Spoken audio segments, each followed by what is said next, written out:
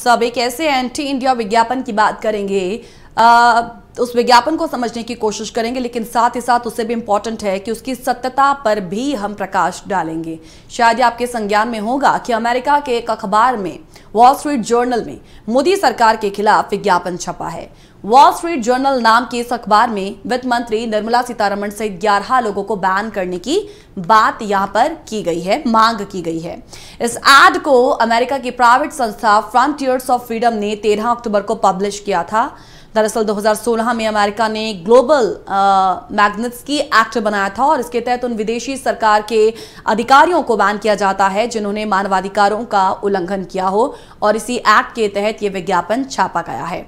विज्ञापन का जो टाइटल है वो है मोदीज मैग्निट्स्की 11। आइए सबसे पहले आपको इस अखबार में तस्वीरों के साथ छपी इस एड की झलक जो इस वक्त आप अपनी टेलीविजन स्क्रीन पर देख रहे हैं, आप देख सकते हैं कि वहां पर लिखा जाता है कि मिलिए उन अधिकारियों से जिन्होंने भारत को निवेश के लिए एक अनसेफ जगह बना दिया है। इस विज्ञापन में कहा गया है कि इन अधिकारियों ने राजनीतिक और व्यापारिक कॉम्पिटिटर से हिसाब चुकाने के लिए सरकारी संस्थाओं को हथियार के तौर पर इस्तेमाल कर कानून का शासन खत्म कर दिया है। जिन भारतीयों पर बैन की मांग की गई है उनमें वित्त मंत्री निर्मला सीतारमण है, एंट्रिक्स के चेयरमैन राकेश शशिभूषण हैं, सॉलिसिटर जनरल तुषार मेहता हैं, additional solicitor general N Venkataraman हैं, जस्टिस हेमंत गुप्ता हैं और जस्टिस वी रामा सुब्रमण्यम हैं, CBI DSP Ashish Parekh, ED director Sanjay Kumar Mishra, deputy director A Sadiq Mohammad Naijwar, assistant director R Rajesh और स्पेशल जज चंद्रशेखर भी हैं। तो साथ ही कहा गया है कि हम अमेरिकी सरकार से मांग करते हैं कि वो global Magnitsky human rights accountability act के तहत इन सब पर बैन लगाया जाए। हाल ही में वित्त मंत्री निर्मला सीतारमण विदेश दौरे पर थी और ऐसे में ये जो विज्ञापन है पब्लिश किया गया है। उसी दौरान निर्मला सीतारमण 11 अक्टूबर को वॉशिंगटन में international monetary fund and world bank की ईयरली मीटिंग में शामिल होने के लिए पहुंची थी और देश में से लेकर कई लोगों ने गुस्सा भी जताया है इस एंटी इंडिया एड को लेकर। फिलहाल यहां पर सूचना और प्रसारण मंत्रालय के जो वरिष्ठ अधिकारी हैं उन्होंने भी सोशल मीडिया पर पोस्ट में कहा है कि जालसाजों के जरिए अमेरिकी मीडिया का इस्तेमाल किया जाना शर्मनाक है। ये विज्ञापन भारत और उसकी सरकार को निशाना बना रहा है। देखिए, ऐसे जो झूठ हैं, ऐसे जो एंटी इंडिया जो एक इस तरीके की एक कहे प्रोपेगेंडा जो फैलाया जा रहा है, उस प्रोपेगेंडा के पीछे का जो एक झूठ है उसकी पोल खोलना बहुत जरूरी हो जाता है, क्योंकि ये न केवल भारतीय संविधान के संघीय कैरेक्टर को बल्कि आबादी के साथ साथ हम कह सकते हैं कि जो उसका शासन है उसके बहुलतावादी स्वरूप को भी छिपाने का एक प्रयास है। पिछली सदी के छठे दशक में लोकसभा में 12 राजनीतिक दलों का ही प्रतिनिधित्व था। चुनावी राजनीतिक मोर्चे पर सामाजिक और सांस्कृतिक विविधता के विस्तार से यह संख्या बढ़कर अब 40 से ज्यादा हो गई है।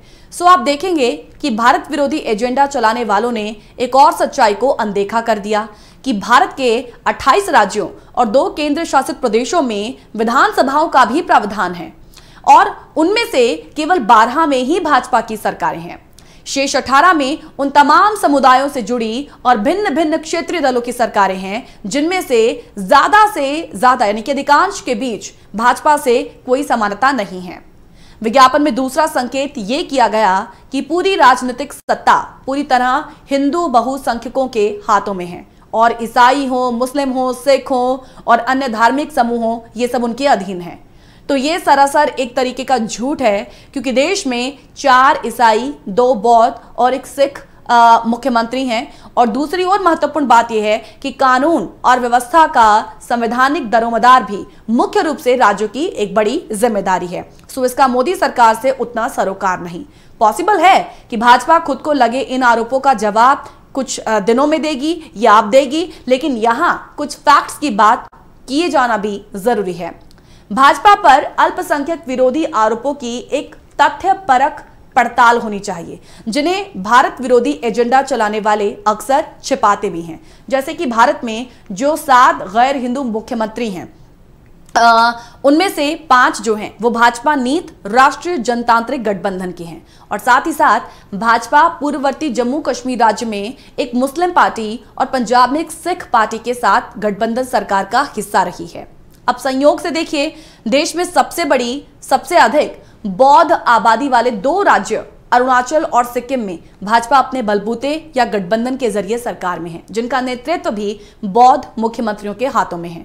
भाजपा पर दलित और आदिवासी विरोधी होने के आरोप कहीं नहीं टिकते हैं, क्योंकि न केवल इन समुदायों से उसे चुनावों में भारी समर्थन मिल रहा है, बल्कि वो अनुसूचित जनजातियों की सबसे अधिक आबादी वाले 2 राज्यों की सत्ता में भी है। तो जब हम इन तर्कों की बात करते हैं तो इसका मतलब यह है कि यदि ये तर्क पर्याप्त ना हो तो हमें इस पर और गौर करने की जरूरत है कि भाजपा ने पिछली बार एक दलित रामनाथ कोविंद और इस बार एक आदिवासी द्रौपदी मुर्मू को राष्ट्रपति बनाया, जो कि देश की पहली आदिवासी राष्ट्रपति भी हैं। और यदि पार्टी ने अपने राजनीतिक और सामाजिक और आर्थिक एजेंडे में उनके उत्थान पर ध्यान केंद्रित ना किया होता तो क्या उसके और इन समुदायों के बीच इतनी मजबूत कड़ी क्या जुड़ सकती थी? शायद इस तरीके का प्रोपेगेंडा फैलाने वालों को ये यहां पर समझने की जरूरत है। भले ही वो विज्ञापन, एंटी इंडिया विज्ञापन की दिखावटी मंशा एक पॉलिटिकल दल को निशाना बनाने की हो, एक पर्टिकुलर एक पार्टी को टारगेट करने की हो, पर उसके पीछे का जो एक व्यापक एजेंडा है वो छिपा नहीं है, जिसका मकसद कहीं ना कहीं भारत और भारत की जो एक अतुलनीय, जो एक इनक्रेडिबल संवैधानिक और लोकतांत्रिक परंपराओं का अवमूल्यन करना है। इन तमाम कोट्स के साथ आज के डिकोड द कोट्स में फिलहाल इजाजत लेंगे, लेकिन जॉस हिंदी के बाकी प्रोग्राम के लिए आप जुड़े रहें हमारे साथ। यदि प्रोग्राम को लेकर कोई फीडबैक या सजेशन आप देना चाहें तो info@justbroadcasting.com पर आप हमें जरूर फीडबैक दीजिएगा। इसी के साथ इजाजत लेंगे। नमस्कार।